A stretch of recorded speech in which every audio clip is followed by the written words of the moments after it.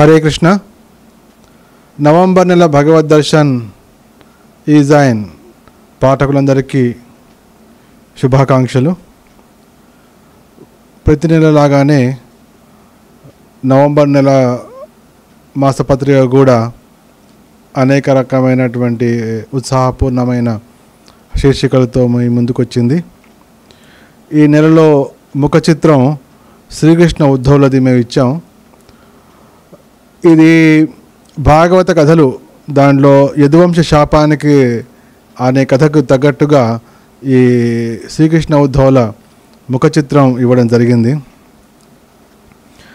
తర్వాత వెనక కవర్ పేజీలో ఊరూరా భగవద్ దర్శన్, దానిలో రజ్జు సర్ప భ్రాంతి ఈ విషయం మీద చిన్న చర్చ చేశాం. సాధారణంగా మాయావాదులు రజ్జు సర్ప భ్రాంతి గురించి చెప్తుంటారు. పాము లేదు, కానీ పాము ఉన్నట్టుగా ఒక రకమైనటువంటి భ్రాంతి కలుగుతుంది, ఒక తాడును చూసి దానివల్ల భయం కలుగుతుంది. దాన్ని రజ్జు సర్ప భ్రాంతి అంటారు. అయితే అక్కడ భయం ఉంది తప్ప ప్రాణ భయం అంటూ ఏం లేదు. కానీ నిజంగా పాము ఉన్నప్పుడు ఆ పామును గమనించకపోవడం అనేది మాత్రం నిజంగా ప్రాణాంతకమవుతుంది. అదే కాలసర్పం. అయితే ఈ రజ్జు సర్ప భ్రాంతిని తొలగించడమే కాకుండా అసలు సర్ప భయం, అది కాలసర్పం ఉందో ఆ కాలసర్ప భయాన్ని తొలగించేటువంటి ఈ భగవద్ దర్శన్ని మీరు మీ అంగరక్షకుడుగా చేసుకోండి అని చెప్పే విషయమే ఈ భగవద్ దర్శనంలో చివరిగా మేము చెప్పాం. తర్వాత లోపలి కవర్ పేజీలో కావలిలో జరిగినటువంటి మొట్టమొదటి జగన్నాథ రథోత్సవం గురించినటువంటి ఫోటోలు, దాని వివరాలు ఇచ్చాం. తర్వాత లోపలి కవర్ పేజీలోనే ఏకాదశి వ్రత మహత్యం. ఈసారి నవంబర్లో ఉత్థాన ఏకాదశి, ఉత్పన్న ఏకాదశి అనే 2 ఏకాదశి వస్తున్నాయి. వీటితో పాటు ఏకాదశి వ్రత మహిమము, పితరుల ఏకాదశి రోజు పిండ ప్రదానం చేయొద్దు, ఎందుకు చేయొద్దు, దీనికి శాస్త్ర వివరణ ఏమిటి అనే విషయాలు కూడా మేము శాస్త్రం గురించి దీనిలో చెప్పడం జరిగింది. ఎప్పటిలాగానే సంపాదకీయం, దీంట్లో ఈసారి మృదంగం, బృహద్ మృదంగం అనే విషయం గురించి చర్చించాం. మృదంగం అనేది సంకీర్తనలో ఒక చాలా ముఖ్యమైన సాధనం. అది ఒక చోట మోగిస్తే ఆ వీధి మొత్తం వినిపిస్తుంది. కానీ బృహత్ మృదంగం అనేది ఎటువంటిదంటే పుస్తకాల రచన. అది ఒక చోట రాస్తే కూడా అనంత దూరాలకి అనంత సమయం వరకు అది దాని శబ్దం వినిపిస్తూనే ఉంటుంది. కాబట్టి ఈ మృదంగం, బృహత్ మృదంగం అనే శీర్షికను మేము రాయడం జరిగింది. ముఖ్యంగా ఆంధ్రప్రదేశ్లో ఉన్నటువంటి తిరుపతి ఇస్కాన్ కేంద్రం ఏ విధంగా ఈ పుస్తక వితరణని అద్భుతంగా చేస్తుందో, ఈ బృహత్ మృదంగాన్ని ఎంత చక్కగా వినిపిస్తుందో దీనిలో మేము చక్కగా చెప్పడం జరిగింది. తర్వాత శీర్షిక భాగవతం లెక్చరు. దీని టైటిల్ భగవత్ కృపతోనే భక్తి లభిస్తుంది. ఇది 3వ స్కందంలోని 20వ అధ్యాయంలో 8వ శ్లోకం. శ్రీల ప్రభుపాదుల వారు నవంబర్ 8, 1974 సంవత్సరం బొంబాయిలో ఇచ్చినటువంటి భాగవతోపదేశం. ముఖ్యంగా దీనిలో జిజ్ఞాస అంటే ఏమిటి, దుర్భిక్షానికి కారణం ఏమిటి, విష్ణు భక్తులు నిజమైనటువంటి దేవతలు, భగవంతుని చూసే పద్ధతి, గురువు ఎందుకు కావాలి, ఉత్తమం అంటే ఏమిటి అనేవి అనేక విషయాలలో శ్రీల ప్రభుపాదుల వారు ఈ భాగవత లెక్చర్లో చర్చించారు. తర్వాత 3వ అంశం హరిభక్తి విలాసం. హరిభక్తి విలాసంలో మాలాధారణ మహిమ, ఈ తులసి పేరులు అంటే తులసి మాలలు ఎందుకు మెళ్ళ వేసుకోవాలి, వైష్ణవులు ఎందుకు వేసుకుంటారు, ఆ తులసి మాలను కంఠమాలగా ధరించేటప్పుడు ఏ మంత్రం చదవాలి, దాని ప్రభావం ఏమిటి అనే విషయాలని చక్కగా హరిభక్తి విలాసంలో వర్ణించడం జరిగింది. తర్వాత 4వ అంశం భాగవత కథలు. ఇందులో యదువంశ శాపం, ఏ విధంగా యదుకుమారులు మహాములను వాళ్ళని అవమానించడం, వాళ్ళు శాపం ఇవ్వడం, ఇవన్నీ కూడా కృష్ణ యొక్క ఇచ్ఛానుసారం జరిగిపోవడం జరిగింది. ఈ విషయం అంతా ఈ భాగవత కథల్లో వచ్చింది. తర్వాత గీతోపదేశం 7వ అధ్యాయంలోని 16వ శ్లోకం. చతుర్విధ భజంతే మాం జనా సుకృతినోర్జున ఆర్తో జిజ్ఞాసురార్థార్థి జ్ఞానేచ భరతర్షభ అనే ఈ అద్భుతమైన చాలా ఇంపార్టెంట్ శ్లోకం ఈసారి చర్చించడం జరిగింది. ఇందులో ఆర్తులు, అర్థార్థులు, జిజ్ఞాసులు, జ్ఞానులు అనే 4 రకాలైన పుణ్యాత్ములు కృష్ణుని భక్తికి వస్తారు అనే విషయాన్ని ఈ శీర్షికలో విపులంగా చర్చించడం జరిగింది. తర్వాత ఈ నెలలోనే శ్రీ గౌరకిషోర్ దాస్ బాబాజీ వారి తిరోభావ దినం వస్తోంది. అది నవంబర్ 3వ తారీఖు. ఆ సందర్భంగా ఆయన మీద ఒక ప్రత్యేకమైన వ్యాసం అందించాం. తద్వారా అందరికీ కూడా శ్రీ గౌరకృష్ణదాస్ బాబాజీ గారిని స్మరించే అవకాశం వస్తుందని చేయడం జరిగింది.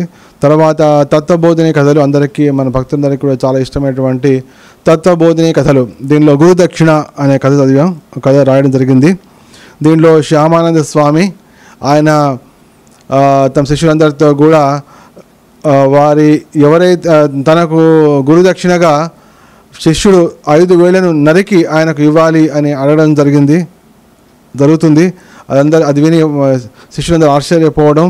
దాంట్లో ఇద్దరు భక్తులు మాత్రం చాలా గురుభక్తి కలిగిన వారు, భార్యాభర్తలు ఇద్దరు, విష్ణుదాసు ఆయన భార్య. వాళ్ళిద్దరూ కూడా గురువు గారి అడిగినటువంటి గురుదక్షిణ ఏ విధంగా ఇచ్చారు అనేది దీనిలో అద్భుతమైన విషయం. దీనిలో గురుతత్వం కథ రూపంలో చాలా చక్కగా చెప్పడం జరిగింది. తర్వాత భగవద్ దర్శన్లో చిత్రకారులు కావాలి అనే ప్రకటన కూడా చేస్తాం ఈసారి. ఎందుకంటే భగవద్ దర్శన్లో అనేకమైనటువంటి కథలు రాస్తున్నాం, తర్వాత వ్యాసాలు వస్తున్నాయి, అనేకమైన విషయాలు వస్తున్నాయి. వాటికి చక్కటి లైన్ డ్రాయింగ్ వేసేవాళ్ళు చిత్రకారులు కావాలి. ఎవరికైతే సేవా దృక్పథం ఉందో, ఎవరైతే భగవద్ దర్శన్కి మేము సేవ చేస్తాం, కృష్ణుడికి సేవ చేస్తాం, కృష్ణ ప్రచారంలో పాల్గొంటాం అనే సంకల్పం ఉందో వారందరినీ మేము ఇప్పుడే ఆహ్వానిస్తున్నాం. దానికి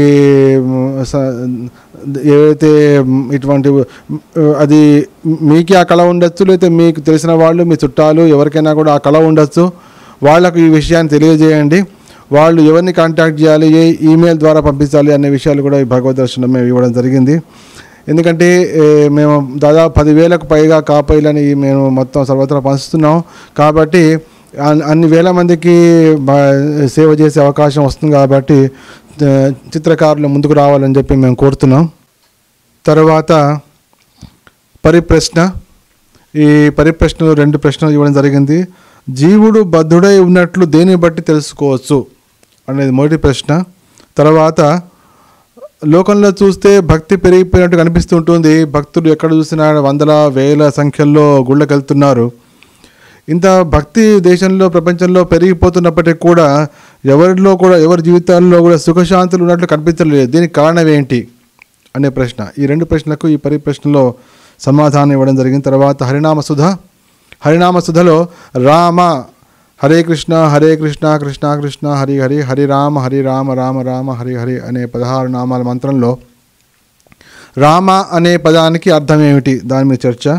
తర్వాత భక్తి సాధనకు ఆరోగ్య సాధన. ఎందుకంటే భక్తుల ఆరోగ్యమే సకల జనుల మహాభాగ్యం. కాబట్టి ఈ శీర్షికలో ఈసారి చర్మ వ్యాధుల నివారణ, చర్మ వ్యాధులు రాకుండా వేటి ద్వారా మనం కాపాడుకోవచ్చు, ఏ విధంగా చక్కగా ఉండొచ్చు అనే విషయం చర్చించడం జరిగింది. తర్వాత చైతన్య చరితామృత బిందు నెక్స్ట్ శీర్షిక. దీనిలో గుండీచా మందిర మార్జనం ఈ చిన్న కథ రాయబడడం జరిగింది. తర్వాత సుదర్శనం ధారావాహిక నవల 7వ భాగం. దీంట్లో గోపాల్, మన హీరో గోపాల్ స్వామీజీ ఆశ్రమంలో ఆరోగ్యం మీద చక్కని ఉపన్యాసం ఇవ్వడం, స్వామీజీ ఆయన ఆ అబ్బాయి లెక్చర్ని విని ఆకర్షితుడు కావడం. తర్వాత ముఖ్యంగా గోపాల్ ఈ చర్చలో టీ కాఫీల వలన కలిగే దుష్పరిణామాల గురించి చక్కగా వర్ణించడం జరిగింది. మంచిగా చక్కని పట్టులో వచ్చింది. తర్వాత చివరి అంశం శ్రీ గురు పరంపర. గత అనేక సంవత్సరాలుగా రాస్తున్నటువంటి శ్రీల ప్రభుపాదుల వారి కథ ఈ నెలతో ముగిసింది. ఈ నెలతోటి శ్రీల ప్రభుపాదుల వారి ప్రభుపాద లీలామృతం సమాప్తం జరిగింది నవంబర్ తోటి. డిసెంబర్ నుంచి మేము కొత్త శీర్షిక ప్రారంభించబోతున్నాం. దీనిలో శ్రీల ప్రభుపాదుల వారు ఏ విధంగా తమ అంతిమ సందేశాన్ని, ఈ భగవద్ధామానికి వెళుతూ తమ అంతిమ సందేశాన్ని ఏ విధంగా జనులకు తమ ఉపమానం ద్వారా ఇచ్చారు అనేది చక్కగా వర్ణించాం. తర్వాత శ్రీల ప్రభుపాదుల వారు ఈ జగత్తులో వచ్చినప్పుడు 5 విధాలైనటువంటి ప్రభావాలు ఏ విధంగా కనిపించాయి. ఎందుకంటే కృష్ణుడు వచ్చినప్పుడు కూడా ఈ జగత్తులో 5 ప్రభావాలు కనిపించినట్టు శుకదేవ్ గోస్వామి చెప్పారు. అదేవిధంగా కృష్ణ భక్తులైనటువంటి పరమ భాగవతులు శ్రీల ప్రభుపాదుల వారు ఈ జగత్తుకు వచ్చినప్పుడు కూడా 5 విధమైనటువంటి 5 రకాల మహాప్రభావాలు కనిపించే. ఆ ప్రభావాలు ఏమిటి అని వర్ణిస్తూ ఈ అద్భుతమైనటువంటి సీరియల్ని ముగించడం జరిగింది. డిసెంబర్ నుంచి కొత్త కథ మొదలు పెట్టబోతున్నాం. ఈ విధంగా సర్వాంగ సుందరంగా మీ ముందుకు ఈ భగవద్ దర్శన్ ఈజైన్ వచ్చింది. కాబట్టి అందరూ చదవండి ఉత్సాహంగా. దీన్ని గురించి 10 మంది చెప్పండి. ఆ విధంగా మీరు కూడా మీ తోటి వారికి, మీ బంధువులకి, మిత్రులకి, స్నేహితులకి సహాయం చేసిన వాళ్ళు అవుతారు. భగవద్ దర్శనం అనేది శ్రీ ప్రభుపాద చాలా ఇష్టమైనటువంటి మ్యాగజైన్. ఆయన తన శక్తిని అంతా దానిలో నింపారు. తమ గురువు గారి ఆదేశం మేరకు ఆయన చేసినటువంటి మొట్టమొదటి కార్యక్రమం అదే, భగవద్ దర్శనాన్ని రాయడం ఆంగ్ల భాషలో. కాబట్టి ఆయన ప్రీత్యర్థమే ఈ భగవద్ దర్శన మాత్రికను మేము నడిపిస్తున్నాం. కాబట్టి మీరు కూడా దీని నుంచి పూర్తి ఆధ్యాత్మిక లాభాన్ని పొందండి, సుఖాన్ని పొందండి, తర్వాత జ్ఞానాన్ని పొందండి. అందరికీ కూడా ఈ జ్ఞానాన్ని పంచండి. హరే కృష్ణ.